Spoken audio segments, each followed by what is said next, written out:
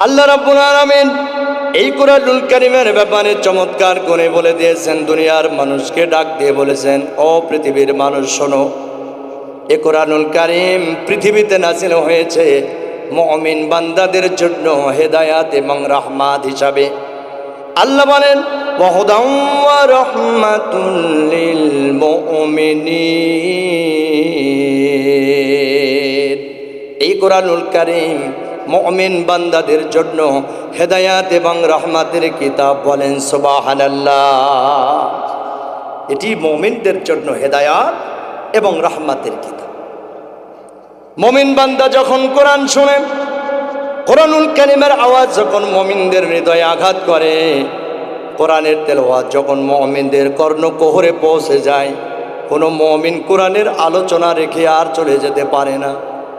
মুমিন বান্দা কোরআন যত শুনে মনের তৃপ্তি তত বেড়ে যায়। আমার আল্লাহ পাক বলেন, মুমিন তো তারাই যখন তাদের সামনে কোরআনের তেলাওয়াত করা হলে তাদের ঈমান বহু গুণে বেড়ে যায়। কোরআন ঈমানদারদের ঈমানকে বৃদ্ধি করে দেয়। আর এই কোরআনের তেলাওয়াত, কোরআনের আলোচনা কাফিরদের কুফরিকে বৃদ্ধি করে দেয়। এজন্য কাফির বেঈমান যারা আল্লাহর কোরআন শুনতে চায় না, তারা মুমিন যারা কোরআন তারাই শুনতে চায়। কথা বলেন ঠিক কিনা মুসলমান? অসংখ্য মানুষ অত্র এলাকায় আছে, তারা যদি আসতো তাহলে ময়দান ভরে যেত। অথচ তারাও মুসলমান দাবি করছে, সই আকীদার লোক দাবি করছে, আজকে অযথা ঘোরাফেরা করে সময় নষ্ট করছে, কোরআনের কাছে আসে না। আমার আল্লাহ রাব্বুল আলামিন যে কোরআন মানব জাতির জন্য হেদায়েতের কিতাব হিসেবে নাজিল করেছেন, এই কোরআনটাকে আল্লাহ তিনটা জিনিস দিয়ে পূর্ণতা দান করেছেন মুমিন বান্দাদের জন্যে, জগৎবাসীর জন্যে। তিনটা জিনিস দিয়ে আল্লাহ কোরআনুল কারীমকে কমপ্লিট কোড অফ লাইফ বানিয়ে দিয়েছেন। কয়টা জিনিস? সবাই বলেন তো একটু, কয়টা জিনিস? তিনটা জিনিস। আল্লাহ বলেন, ওয়া তাম্মাত কালিমাতু রাব্বিকা সিদকাম ওয়া আদলা লা মুবাদদিলা লিকালিমাতিহি ওয়া হুয়াস সামিউল আলিম। কোরআনুল কারীমের সূরা আনআম 115 নম্বর আয়াতে কারিমা আল্লাহ রাব্বুল আলামিন জগৎবাসীর জন্য বলে দিয়েছেন, ওগো নবী, আপনার রবের কালিমাকে তিনটা জিনিস দিয়ে পূর্ণতা দান করে দেওয়া হয়েছে। নাম্বার 1 সিদকাম, সত্য কথা দিয়ে কোরআনকে পূর্ণতা দান করে দেওয়া হয়েছে। এই কোরআনুল কারীমের মধ্যে যত কথা আছে আল্লাহ পাক জগৎবাসীর জন্য এটি সত্য বলে আখ্যায়িত করে দিয়েছেন। আল্লাহর কোরআনের কোনো জায়গায় মিথ্যে কথা নাই। আছে নাকি?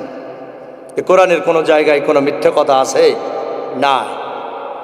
তাহলে 1 নম্বর যে জিনিসটি দিয়ে আল্লাহ কোরআনকে পূর্ণতা দান করলেন, ওই জিনিসটা হলো আল্লাহ রাব্বুল আলামিন বললেন, সত্য দিয়ে কোরআনকে পূর্ণতা দেওয়া হয়েছে। কোরআনুল কারীমের কোনো জায়গায় কোনো মিথ্যে কথা নেই।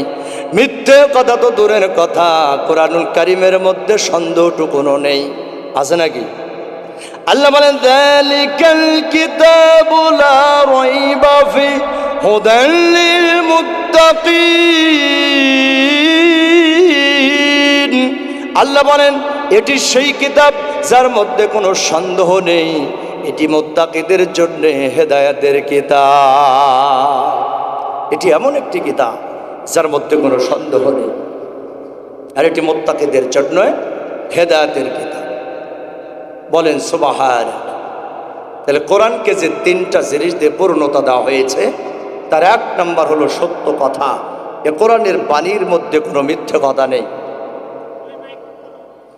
আল্লাহ রাব্বুল আলামিনের পরে বলেছেন, ওয়া আদলা, নাই পরায়ণতা দিয়ে, ইনসাফ দিয়ে আল্লাহ কোরআনুল কারীমকে পূর্ণতা দান করেছেন। কোরআনের মধ্যে যত আইন কানুন আল্লাহ পাক দিয়েছেন জগৎবাসীর জন্য, আল্লাহ রাব্বুল আলামিন এটা ইনসাফপূর্ণ করেছেন। কোরআন দিয়ে যদি বিচার ফয়সালা হতো তাহলে এই সমাজের মানুষ ন্যায় বিচার পেয়ে ধন্য হয়ে যেত। আজকের এই প্রোগ্রামের সম্মানিত সভাপতি মহোদয় চমৎকার করে বলেছেন, এদেশ কোরআন দিয়ে চলে না, এদেশের পার্লামেন্ট কোরআন দিয়ে চলে না, এদেশের বিচার বিভাগ কোরআন দিয়ে চলে না। কেন এই ব্যবস্থাগুলো হলো না? এই ব্যবস্থা না হবার পিছনে আপনি আমি দায়ী। কারণ আমি আপনি আল্লাহর কোরআনকে বাংলার পার্লামেন্ট পর্যন্ত পৌঁছাতে পারি নাই। কি বলেন? আমরা খালি ভোটের সময় আসলে মালপানি যেই দিকে ভোট আছে ওই দিকে। লোকটা ভালো না খারাপ, চরিত্রহীন না ডাকাত, ওইটা দেখার সুযোগ নাই। খালি মাল দিলেই ভোট হবে, ঠিক না ব্যাটি? মাল খাবেন আর আল্লাহর কোরআন পার্লামেন্টে বাণী চলাবে, আল্লাহর কোরআন দিয়ে পার্লামেন্ট চলবে, এ আশা পোষণ করা দুঃসাধ্য এবং এটা কল্পনাতীত। কথা বলেন ঠিক কিনা? আপনি আমি মুসলিম মিল্লাত, বাংলাদেশের 90%-এর ওপরে মুসলমান, অথচ এদেশের সংবিধান হয় মানুষের তৈরি করা, আর আল্লাহর কোরআন নির্জনের ভৃতে কেঁদে বেড়ায়, আর আমরা বলি উড়াই যে কোরআন দিয়ে দেশ চলে না। চলবে কেমনে? মালের অপেক্ষায় আছেন, কোরআন দিয়ে দেশ চলবে কেমন? আমরা দেখি না ভোট দেবার সময় নেতা নামাজ পড়ে কিনা, দেখি না ভোট দেবার সময় সে চোর ডাকাত কিনা, এগুলো দেখি না। সমাজের উপকার করবে না চুরি করবে এটা দেখি না। আমরাই তো দোষী, আল্লাহ আমাদের মাফ করুন, বলো না আমি। কোরআন হলো ইনসাফপূর্ণ কিতাব, যেটি দিয়ে বিচার ফয়সালা হলে জগতের সব মানুষ ন্যায় বিচার পাবে, কেউ বঞ্চিত হবে না। সুবহানাল্লাহ। রাসূল করিম সাল্লাল্লাহু আলাইহি সাল্লাম কোরআন দিয়ে বিচার করতে গিয়ে তিনি ইহুদির পক্ষে রায় দিয়েছিলেন, মুসলমানের বিপক্ষে রায় দিয়েছিলেন, কারণ ওই মামলায় ইহুদি সঠিক পথে ছিল। সুতরাং এই বিচার ফয়সালার ক্ষেত্রে কোরআন দিয়ে যদি বিচার হয় তাহলে সঠিক বিচার হবে এবং প্রকৃত বিচারের বাণী আমরা শুনতে পাব। 3 নম্বর যে জিনিসটি দিয়ে কোরআনকে পূর্ণতা দেওয়া হয়েছে, তাহলে এই কোরআনের কোনো পরিবর্তন কিয়ামত পর্যন্ত কেউ করতে পারবে না। পারবে নাকি? বাংলাদেশের পার্লামেন্টে একের পর এক আইন পাশ হচ্ছে, 300 জন এমপি মিলে কোরআনুল কারীমের নামাজের বিধান পরিবর্তন করতে পারবে না? আমরা সারা বিশ্ব নিয়ে আলোচনা না করি, অন্তত বাংলাদেশ নেই করি, যেহেতু 300 জন আইন প্রণয়ন করার ক্ষমতা রাখে, ঠিক না বেঠিক? তারা হার না বললে আইন তৈরি হয়ে যায়, যেটা আপনি আর আমি পালন করতে বাধ্য। কি বলেন ঠিক কিনা? পালন করবেন না, হবে না, এদেশে থাকলে পালন করা লাগবে। তাহলে এরা যদি একযোগে সবাই বলে যে কোরআন বাংলাদেশে চলবে না, এই কথা যদি বলে, তাইলে কি ওই আইন পাশ হবে? আর পাশ হলেই কি আপনি আমি ছেড়ে দেব? কতক্ষণ ছেড়ে দেব? না, কেউ পারবে না কোরআনের একটা আইনকে পরিবর্তন করার এই ক্ষমতা পৃথিবীর কারো নেই। বলেন আল্লাহু আকবার। সেই কোরআনুল কারীমের সূরা বনী ইসরাঈলের 37 নম্বর আয়াতে কারিমায় আল্লাহ চমৎকার একটা মেসেজ দিয়েছেন। আল্লাহ পাক বলছেন, ওয়ালা তামশি ফিল আরদি মারহা ইন্নাকা লান তাখরিকাল আরদা ওয়া লান তাবলুগাল জিবালা তুলা। আল্লাহ বলছেন, হে পৃথিবীর মানুষ, তোমরা জমিনের উপরে অহংকার করে চলবে না। কথা কার? আল্লাহ বলছেন, এই জমিনের উপরে তুমি অহংকার করে চলবে না। অহংকার, অহমিকা, দাম্ভিকতা নিয়ে জমিনে চলবে না, কারণ এই জমিনটা কার? আল্লাহর শব্দটা উচ্চারণ করতেও কি কষ্ট হচ্ছে আমাদের? এই জমিনটা কার?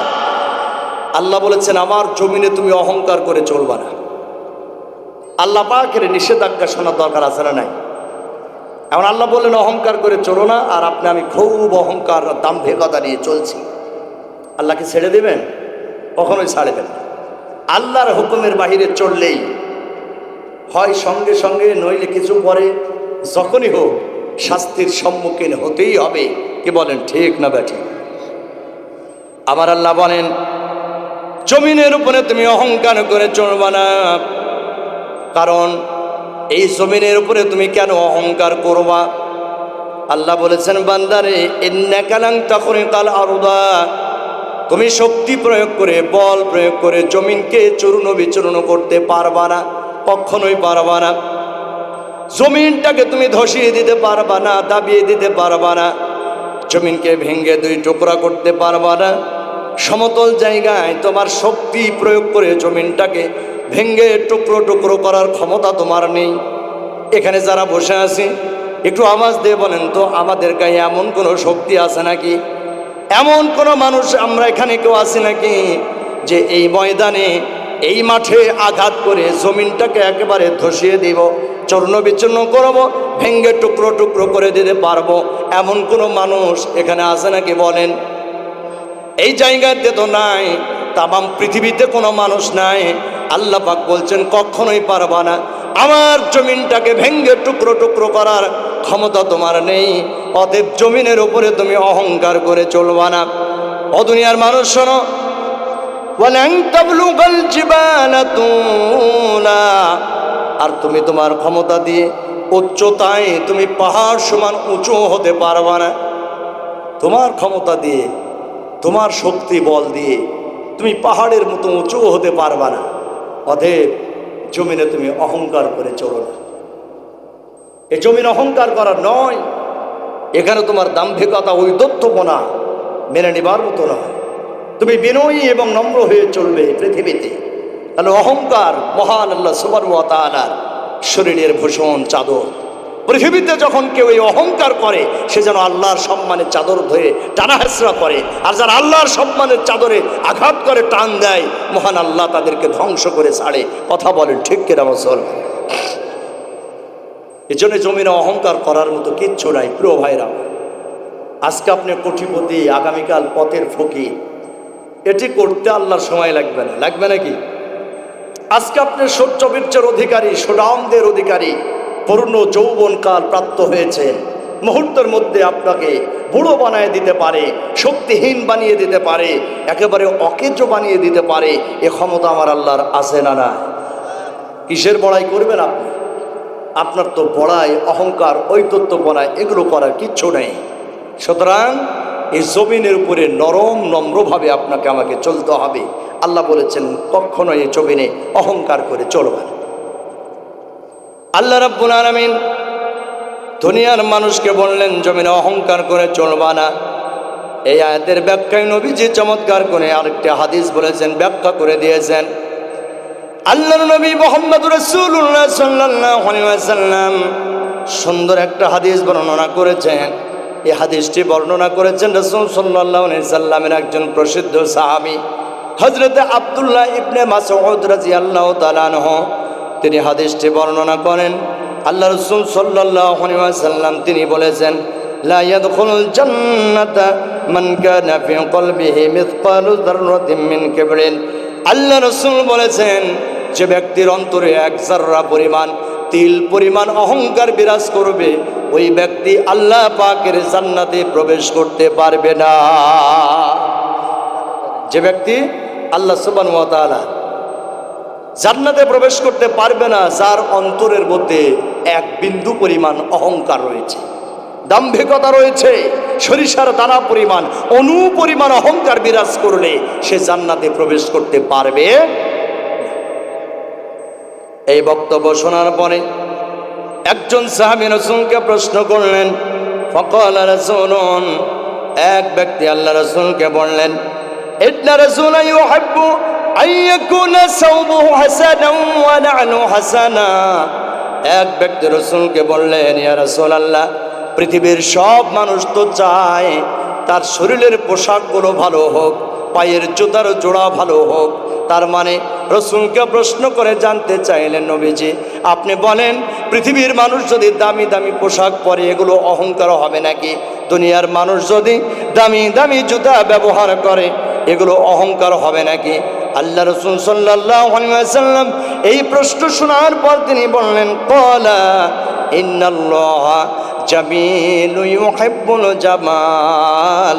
আল্লাহ রাসূল বললেন, ও আমার সাহাবী, নিশ্চয় আল্লাহ নিজে সুন্দর, তাই তিনি সৌন্দর্যতাকে পছন্দ করেন।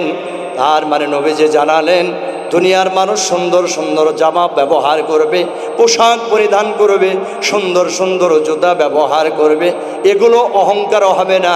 তার কারণ আল্লাহ নিজেই সুন্দর, তাই তিনি সৌন্দর্যতাকে পছন্দ করে। তুমি ভালো ভালো পোশাক পরবে, দামি দামি পোশাক পরবে, তোমার যোগ্যতা অনুযায়ী তুমি সুন্দর সুন্দর জুতা ব্যবহার করবে, এগুলো অহংকার নয়। অহংকারটা কি জিনিস? রাসূল বললেন, আল কিবরু বাতারুল হাক্কি ওয়া গামতুন নাস। রাসূল বললেন, অহংকার হলো সত্যকে প্রত্যাখ্যান করা, সত্যের বিরুদ্ধে অবস্থান নেওয়া, সত্যকে না মানা, এর নাম হলো অহংকার। সত্যের বিপরীত অবস্থান করা। তাহলে একটু আওয়াজ দিয়ে বলেন তো, পৃথিবীতে একমাত্র সত্য কিতাব, সত্য কথা যেই কিতাবে, সেই কিতাবের নাম কি বলেন? আরো জোরে বলেন সেই কিতাবের নাম কি? তাহলে এই কোরআনের বিধিমালা আইন কানুন মানতে যারা নারাজ তারা হলো অহংকারী। কি বলেন ঠিক কিনা? এই কোরআনের হুকুম আহকাম আদেশ নিষেধ যারা মানতে চায় না তথা আল্লাহর হুকুমতের বিপরীতে যারা অবস্থান নেয় তারা হলো অহংকারী। আর পৃথিবীতে সত্য বলতে এই কোরআন এবং আল্লাহ রাসূল করিম সাল্লাল্লাহু আলাইহি ওয়াসাল্লাম সহ যুগে যুগে কালে কালে যত নবী রাসূল পৃথিবীতে এসেছেন তারা সত্য নবী আল্লাহর পক্ষ থেকে এসেছেন।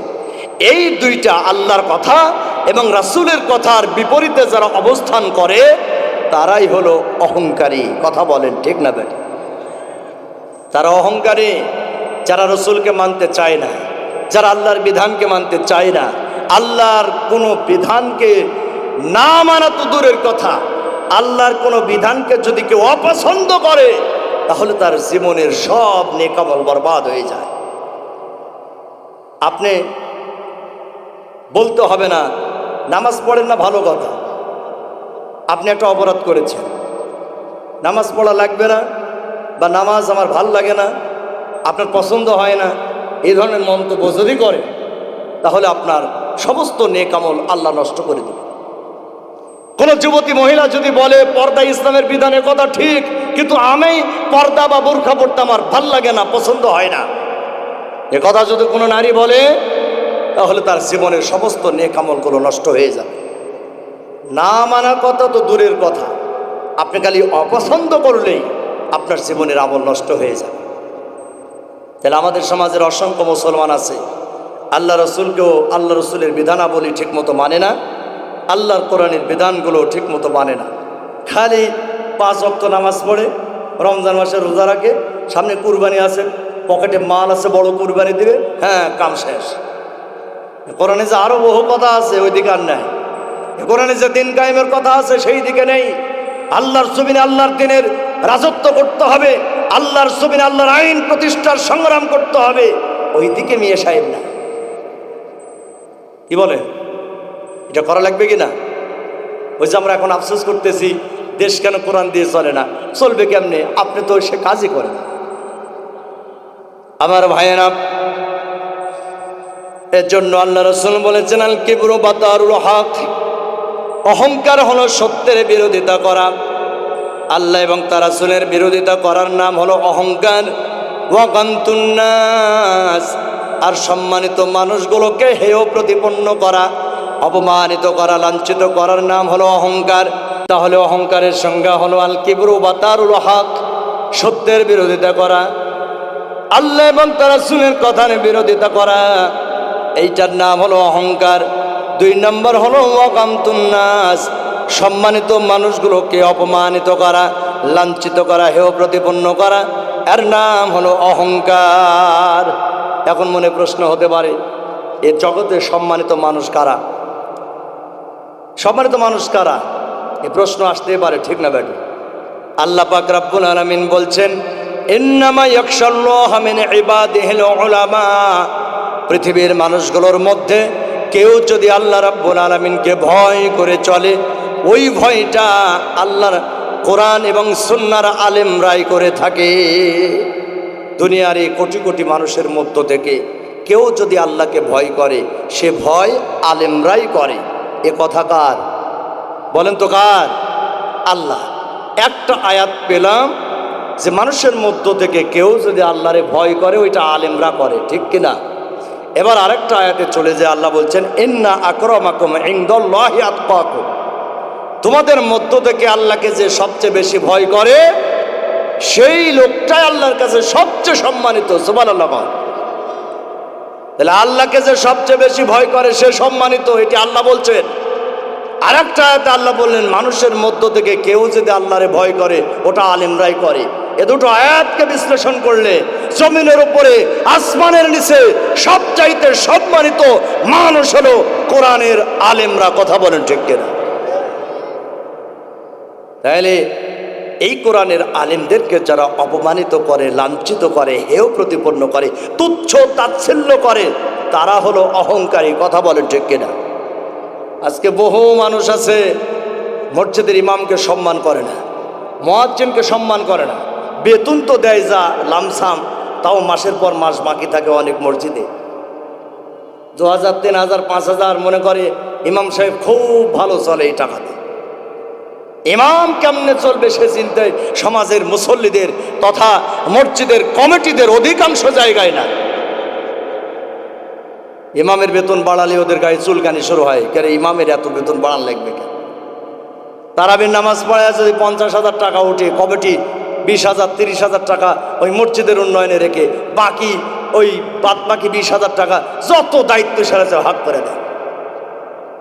দেয় কি দেয় না? এরপরেও যদি মসজিদ পরিষ্কার একটু কম হয়, দেখবেন যে কিছু দায়িত্বশীল আছে মসজিদ পরিচালনা কমিটির, এমন খ্যাপা খ্যাপে, হ্যাঁ তোমার নজর পড়ে না ময়লা থাকে মসজিদে, এই থাকে সেই থাকে, নানাবিধ কথা বলে ইমাম মুয়াজ্জিন সহ আলেমদেরকে অপমান করে। এরকম কিছু অহংকারী সমাজে আছে না? নাই? আছে। সম্মানিত ভাইরা আমার, তাহলে আল্লাহ রাব্বুল আলামিন কুরআনুল কারীমের আয়াতে কারিমায় বললেন, জগতের মানুষ জমিনে তুমি অহংকার করবা না। এই আয়াতের ব্যাখ্যায় নবীজি চমৎকার একটা হাদিসে বললেন, যে ব্যক্তির অন্তরে অহংকার আছে ওই ব্যক্তি আল্লাহ পাকের জান্নাতে প্রবেশ করবে না। এবার অহংকার কাকে বলে সেটিও জানলাম। আমরা জেনেছি আল্লাহ এবং তার রাসূলের কথার বিপরীতে যারা থাকে তারা অহংকারী। সত্যের বিরোধিতা যারা করে, সত্যের বিপরীতে অবস্থান যারা করে, আল্লাহ এবং রাসূলের বিপরীতে যারা অবস্থান করে, আল্লাহ এবং নবীদের কথা মানতে যারা নারাজ, তারা হলো অহংকারী। এইবার আমরা কুরআনুল কারীম থেকে প্রমাণ নিতে চাই, এই জগতের ভেতরে কে সর্বপ্রথম আল্লাহর হুকুম অমান্য করার কারণে, অহংকার করার কারণে দুনিয়াতে লাঞ্ছিত হয়েছিল আর আখিরাতেও জাহান্নামী হবে। আমরা আল্লাহর কোরআন থেকে জানতে চাই, অহংকার মানুষের অন্তরে থাকলে সে যে জান্নাতে যেতে পারবে না, তার ঠিকানা যে জাহান্নাম। আমরা আল্লাহর কুরআনুল কারীম থেকে চমৎকার করে জানতে চাই। আল্লাহ রাব্বুল আলামিন বলেন, ওয়া ইয কুলনা লিল মালাইকাতি ইসজুদু লি আদম ফাসাজাদু ইল্লা ইবলিস আবা ওয়াস্তাকবারা ওয়া কানা মিনাল কাফিরিন। আল্লাহ চমৎকার করে বলছেন, নবী স্মরণ করুন সেই সময়ের কথা যখন আমি ফেরেশতাদেরকে বলেছিলাম আদমকে সেজদা করো। কাকে সেজদা করবে? আদমকে সেজদা করো। ফাসাজাদু ইল্লা ইবলিস, তখন সবাই একসঙ্গে একযোগে আদমকে সেজদা করল, কিন্তু সেজদা যে করলো না সে হলো ইবলিস। কি বলেন ঠিক কিনা? প্রিয় ভাইরা আমার, আমরা ওই ইতিহাস জানি। আল্লাহ পাক পৃথিবীর জমিনে খলিফা বানাতে চাইলেন, প্রতিনিধি বানাতে চাইলেন। ফেরেশতাদেরকে ডেকে বললেন, ও ফেরেশতারা, আমি দুনিয়ার জমিনে খলিফা বানাতে চাই, আমার প্রতিনিধি বানাতে চাই, যারা আমার জমিনের উপরে আমার আইন কানুন প্রতিষ্ঠার কাজ করবে, আমার বিধান বাস্তবায়নের কাজ করবে, এমন প্রতিনিধি পৃথিবীতে বানাতে চাই। ফেরেশতারা তখন বলেছিলেন, রব্বুল আলামিন আপনি কি এমন কাউরে বানাবেন যারা পৃথিবীতে দাঙ্গা হাঙ্গামা সৃষ্টি করবে, রক্তপাত ঘটাবে? কারণ এর আগে আল্লাহ পাক দুনিয়াতে জিন জাতিকে বানিয়েছিলেন, যারা দুনিয়াতে রক্তপাত করেছিল, সীমা লঙ্ঘন করেছিল। ওই দিকে লক্ষ্য করেই ফেরেশতারা বললেন, আপনি কি এমন কাউরে বানাতে চান যারা দুনিয়ার জমিনে গিয়ে দাঙ্গা হাঙ্গামা করবে, রক্তপাত ঘটাবে, ফাসাদ সৃষ্টি করবে? রব্বুল আলামিন এটি যদি আপনার ইবাদত বন্দেগীর জন্য হয়ে থাকে তাইলে তার প্রয়োজন নেই, বরং আমরাই তো আপনার পবিত্রতা বর্ণনা করছি, আপনার কোনো কীর্তন গাইছি, তাসবিহ তাহলিল যত বর্ণনা করতে হয় আমরাই তা বর্ণনা করব। আল্লাহ রাব্বুল আলামিন তখন বললেন, আমি যা জানি তোমরা তা জানো না। হে ফেরেশতা দলেরা, আমি আল্লাহ যা জানি তোমরা তা জানো না। আল্লাহ রাব্বুল আলামিন এইবার জমিনের মাটি সংগ্রহ করালেন ফেরেশতাদের দ্বারা। তিনি আদম আলাইহিস সালামকে বানালেন, মাটির খামিরা বানালেন, আদম আলাইহিস সালামের অবয়ব বানালেন, বডি স্ট্রাকচার বানালেন। পূর্ণ আদমকে বানানোর পরে তার মধ্যে রূহ দিয়ে দিলেন। আদম আলাইহিস সালামকে বানানোর পর আল্লাহ সুবহানাহু ওয়া তাআলা চিন্তা করলেন, যে ফেরেশতারা আদমকে বানাতে নিষেধ করেছিল, খলিফা বানাতে নিষেধ করেছিল, ওই ফেরেশতাদের সাথে আমার মাটির তৈরি আদমের একটা পরীক্ষার ব্যবস্থা করতে চায়। আল্লাহ সুবহানাহু ওয়া তাআলা ফেরেশতাদেরকে ডেকে বললেন, ও ফেরেশতারা, আদমের সাথে তোমাদের একটা পরীক্ষা গ্রহণ করতে চাই, তোমরা কি রাজি আছো? ফেরেশতারা বললেন, অবশ্যই রাজি আছি, কারণ মাটির তৈরি আদম আর কি পরীক্ষা দেবে, আমরাই নিঃসন্দেহে ভালো করব। মনে মনে একটু ভাব আছে না নাই? ভাব আছে। আল্লাহ সুবহানাহু ওয়া তাআলা আদম আলাইহিস সালামকে বানানোর পর তার সম্মান মর্যাদা বাড়ায় দিলেন, আকল দিলেন, বিবেক বুদ্ধি দিয়ে আদমকে বানালেন, আর জগতের বস্তুগুলোর নাম আদম আলাইহিস সালামকে শিক্ষা দিলেন। এটা ফেরেশতারা জানেই না। সুবহানাল্লাহ। এবার আল্লাহ রাব্বুল আলামিন ফেরেশতাদের সামনে আদমের শ্রেষ্ঠত্ব প্রমাণ করার জন্যে একটা পরীক্ষার আয়োজন করলেন। এই পরীক্ষার আয়োজন করে ফেরেশতাদের সামনে আল্লাহ সুবহানাহু ওয়া তাআলা কিছু বস্তু সামগ্রী দিয়ে বললেন, ও ফেরেশতারা, তোমরা এই বস্তুগুলোর নাম বলো দেখি, এগুলোর নাম বলো, তোমরা নাকি শ্রেষ্ঠ, জ্ঞান বেশি, বলো একটু।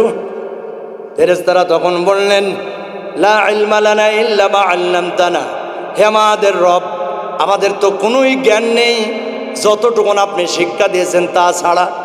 তার মানে আপনি যে বস্তু বানাওয়া, তখন ফেরেশতাদেরকে বললেন, ওয়াইদ কুলনা লিল মালাইকাতি ইসজুদু লি আদম।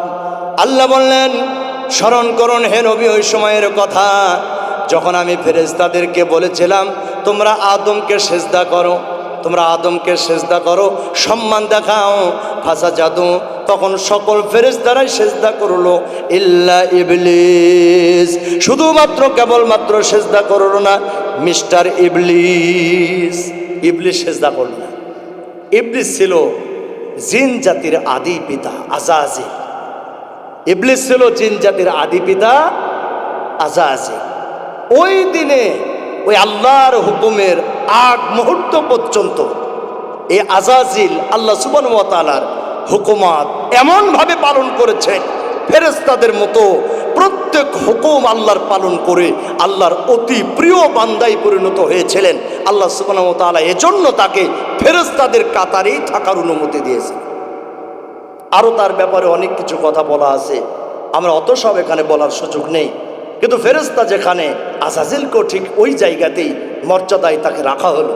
কিন্তু আল্লাহ পাক রব্বুল আলামিন আদম আলাইহিস সালামকে সিজদা করার হুকুম যখন জারি করলেন, তখন সব ফেরেশতারা সিজদা করলো, মিস্টার ইবলিস ঘাট তেড়া করে দাঁড়ায় থাকলো। আল্লাহর হুকুমের, সত্য হুকুমের বিপরীতে অহংকার করে দাঁড়িয়ে থাকলো। আল্লাহ বলছেন, আবা, সে সিজদা করতে অস্বীকৃতি জ্ঞাপন করলো, ওয়াস্তাকবারা, এবং অহংকার করলো। এ কারণেই ওয়াকানা মিনাল কাফিরিন, সে কাফিরে পরিণত হয়ে গেল। বলেন নাউযুবিল্লাহ। আল্লাহ যখন হুকুম করলেন, এই আজাজিল ইবলিস তখন ঘাট দাঁড়া করে দাঁড়িয়ে দেখলো, সকল ফেরেশতারা সিজদা দিল, কিন্তু সে না দিয়ে ঘাট দাঁড়া করে দাঁড়িয়ে দেখলো। আল্লাহ রাব্বুল আলামিন চিন্তা করলেন, আজাজিল এর আগে তো কখনো এরকম করে নাই, আমি রব্বুল আলামিন যখন যা বলেছি সঙ্গে সঙ্গে সে পালন করেছে, আজকে কেন আমার হুকুম পালন করলো না? আল্লাহ বললেন, কিসে তোমারে নিষেধ করলো? যখন আমি আল্লাহ হুকুম দিলাম সিজদা করার জন্য, তখন তোমাকে কিসে নিষেধ করলো যে তুমি সিজদা না দিয়ে দাঁড়িয়ে থাকলে? ইবলিস তখন ডাক দিয়ে বলে, আনা খায়রুম মিনহু, রব্বুল আলামিন আমি কেমনে আদমরে সিজদা দিব? আমি তো আদমের চাইতে অনেক উত্তম। বলে নাউযুবিল্লাহ। আল্লাহ পাক রব্বুল আলামিন বললেন, তুই কেমনে উত্তম হলি? আমি তো সকলের সামনে আদমের শ্রেষ্ঠত্ব বর্ণনা করলাম, পরীক্ষাতেও আদম পাস করেছে, ফেরেশতারা ফেল করেছে, অতএব আদমের শ্রেষ্ঠত্ব আমি রব্বুল আলামিন ঘোষণা করে দিয়েছি। এখন তুই কেমনে করে বলিস আদমের চাইতে তুই উত্তম? যুক্তি খাড়া করে ইবলিস তখন বলল, খলাকতানি মিন নারিন ওয়া খলাকতাহু মিন তিন। রব্বুল আলামিন আপনি আমাকে আগুন দিয়ে বানিয়েছেন, আর আদমকে আপনি মাটি দিয়ে বানিয়েছেন।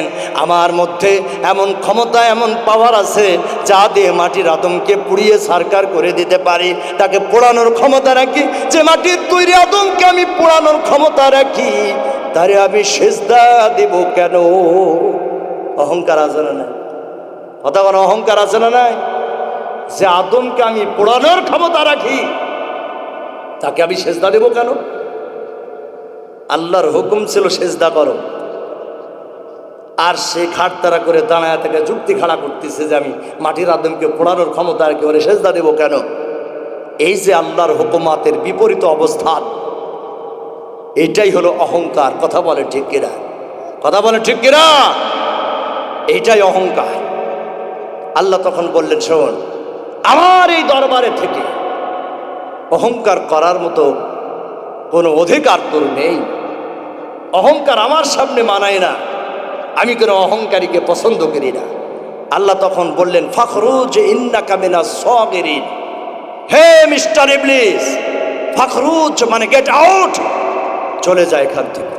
তোরে যে সম্মান আর মর্যাদার আসনে রেখেছিলাম, এখান থেকে তুই সরে যা, নেমে যা। ইন্নাকা মিনাস সাগিরিন, তুই তোর অধম, লাঞ্ছিত, বঞ্চিত জাহান্নামীদের দলে শামিল হয়ে যা। বলে নাউজুবিল্লাহ। এর ক্ষমতার অহংকার যারা করে, ইবলিস ক্ষমতার অহংকার করলো কিসের? আমার মধ্যে পাওয়ার আছে, যা দিয়ে মাটির আদমকে পোড়াইতে পারি, তার একটা স্পেশালি ক্ষমতা আছে। কি বলেন ঠিক কিনা? এই ক্ষমতার অহংকার যারা করে, তারা মিস্টার ইবলিসের তরিকার লোক।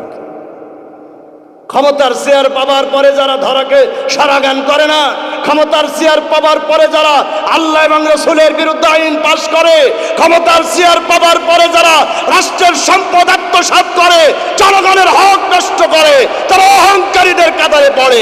আওয়াজ দিয়ে বলে ঠিক কিনা মুসলমানেরা? সুতরাং এই চেয়ার অহংকার করলে আল্লাহ এক ধাক্কা দিয়ে নামায় দেয়। মিস্টার ইবলিসকে যেমন সম্মানের জায়গা থেকে বললেন, ফাখরুজ ইন্নাকা মিনাস সাগিরিন, নেমে যা, আমার সামনে অহংকার করার স্পর্ধা তোর নেই।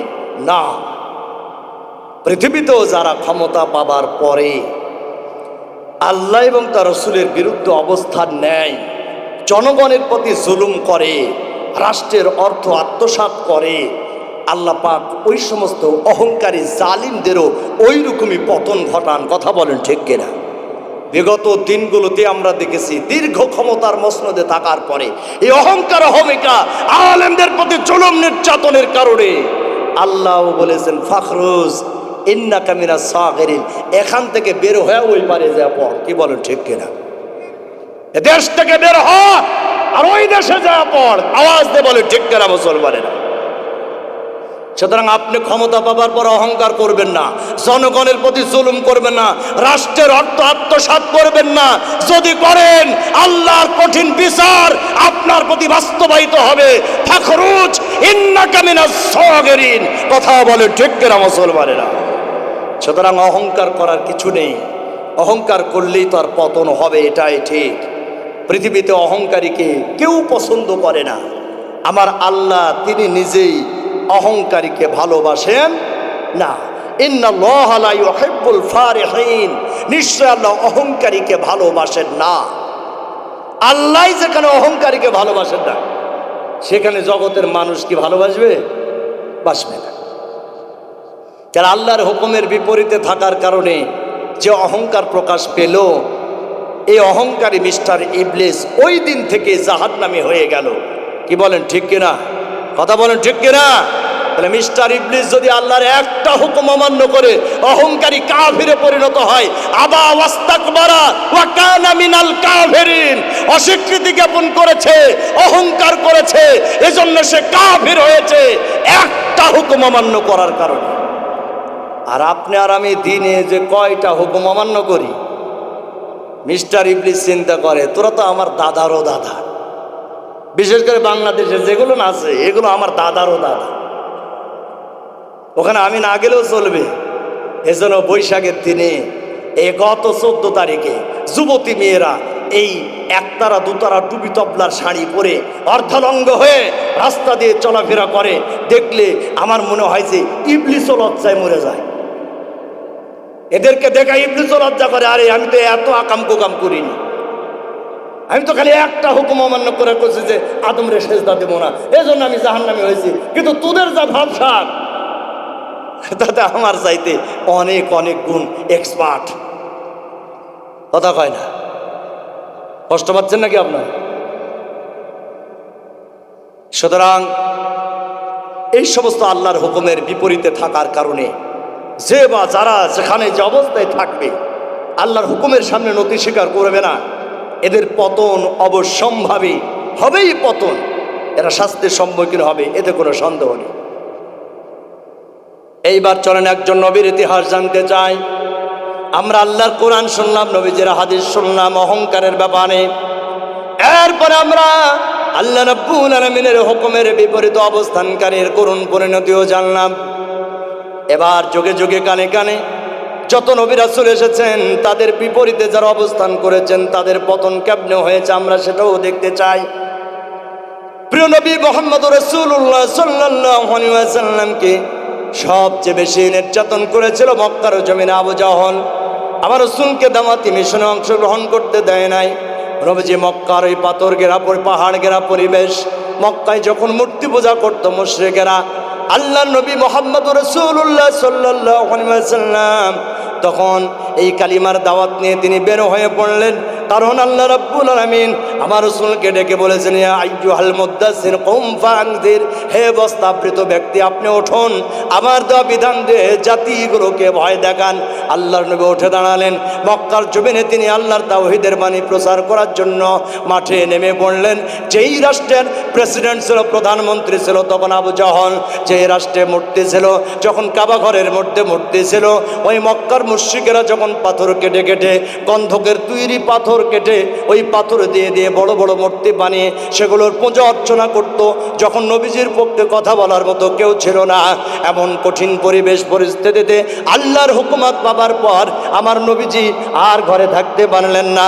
তিনি দ্বীন প্রচার করার জন্য, আল্লাহর তাওহীদ প্রচার করার জন্য ময়দানে ঝাঁপিয়ে পড়লেন।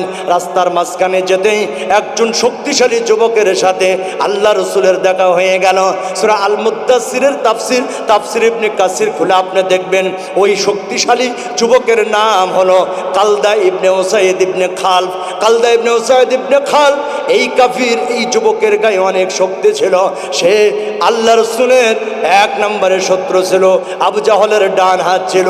আবার আমার রাসূল যখন তাকে কালিমার দাওয়াত দিলেন, মূর্তি পূজা পরিহার করতে বললেন, আল্লাহকে এক অদ্বিতীয় ইলাহ হিসেবে মেনে নিতে বললেন, আর মুহাম্মদ সাল্লাল্লাহু আলাইহি ওয়াসাল্লাম আল্লাহ রাসূল একথা মানতে বললেন, তখন কালদা ইবনে উসাইদ ইবনে খালফ বলল, মুহাম্মদ রে, এই কথা তোমারে কে শিক্ষা দিল? আমরা তো তোমার না দেখা আল্লাহকে মানি না, তোমার না দেখা আল্লাহকে মানতে চায় না, আর তোমাকে তো নবী বলে মানতে চায় না। তুমি কেমনে নবী হলে? আল্লাহ যদি কাউরে নবী বানাতে চাইতো তাহলে মক্কাতে অনেক নামি দামি শীর্ষস্থানীয় বংশীয় মর্যাদার লোক ছিল, তাদেরকেই তো নবী বানাতো। তাহলে তোমার মতো দরিদ্র দিনহীন কেন নবী বানানো? সুতরাং তোমাকে নবীও মানি না, আর তোমার না দেখা আল্লাহকেও মানি না, জান্নাত জাহান্নামকে মানি না। আমাদের নেতা আবু জাহল যা বলে ওইটাই আমরা মানতে চাই। বলেন নাউজুবিল্লাহ। আমার নবীজি বললেন, কালদা শোনো, তুমি যদি আল্লাহ রাব্বুল আলামিনকে ইলাহ হিসেবে মেনে না নাও, আমাকে যদি নবী হিসাবে মেনে না নাও, তাহলে মরণের পর প্রস্তুতি গ্রহণ করে থাকো। তোমাকে জাহান্নামের আগুনে জ্বলতে হবে, সাকারের আগুনে জ্বলতে হবে, দাউ দাউ করে নরকাগ্নিতে তোমাকে প্রবেশ করতে হবে। কেউ তোমারে বাঁচাবে না, সেই দিন তোমাকে কেউ সাহায্য সহযোগিতা করবে না। আর শুনে রাখো রে কালদা, ওই জাহান্নামকে পরিচালনা করার জন্য 19 জন পাহারাদার ফেরেশতা থাকবে। কতজন? 19 জন পাহারাদার ফেরেশতা থাকবে। কালদা একটা মুচকি হাসি দিল, বলল, মুহাম্মদ, ওই জাহান্নামের ভয় দেখিয়ে লাভ নাই, আমরা তো ওটা মানি না। কাফিরেরা যে আখিরাতকে মানে না, সূরা কফের মধ্যে আল্লাহ পাক সেটা স্পষ্ট করে বলেছেন, আইজা মিতনা ওয়া কুন্না তুরাবান যালিকা রাজউম বাঈদ। আরে আমরা যখন মারা যাব, আমরা যখন মাটি হয়ে যাব, তখন আবার আমাদের উঠতে হবে, এটা কেমন কথা? এটা কাফিরেরা বলে, আমরা যখন মারা যাব, মাটি হয়ে যাব, তখন আমাদেরকে আবার উঠতে হবে, এটা কেমন কথা? কিন্তু এটা আপনারা বলেন তো, আমাদের মৃত্যুর পরে আবার উঠতে হবে কি হবে না? হাসরের মাঠে আখিরাতের জন্য উঠতে হবে কি হবে না? অবশ্যই হবে। সম্মানিত ভাইরা আমার, সেজন্য কালদা ইবনে উসাইদ ইবনে খালফ সহ কাফির বেঈমানেরা রাসূলকে রাসূল বলে মানতে রাজি ছিল না। রাসূলের পথের কাঁটা হয়ে দাঁড়িয়েছিল, তাদের ধ্বংস হয়েছে। আবু জাহলের ধ্বংস হয়েছে, তারা জাহান্নামী হয়েছে। কথা বলেন ঠিক না ব্যাটি? তাই আসুন আল্লাহ রাব্বুল আলামিনের অমোঘ বাণী কোরআনুল কারীমের সূরা বানী ইসরাঈলের 37 নম্বর আয়াত, ওয়ালা তামশি ফিল আরদি মারাহা, হে জগতের মানুষেরা জমিনের উপরে অহংকার করে চলবে না। অহংকার করলেই দুনিয়া আর আখেরাতের পতন ঘটে যাবে। তাই আল্লাহ সুবহানাহু ওয়া তাআলা আমাদেরকে নিরহংকারী হিসাবে কবুল করুন, অহংকার মুক্ত জীবন দান করুন। অহংকারের পরিবর্তে বিনয় এবং নম্রতা নিয়ে এই দুনিয়াতে চলার তৌফিক দিন এবং আখেরাতে জান্নাত দিয়ে আল্লাহ আমাদেরকে ধন্য করুন। বলুন আমিন। এই আশাবাদ ব্যক্ত রেখেই বলার মধ্যে ভুল ত্রুটি ক্ষমা চেয়ে আমি আমার আলোচনা এখানে শেষ করছি। আমা আলাইনা ইল্লাল বালাগ।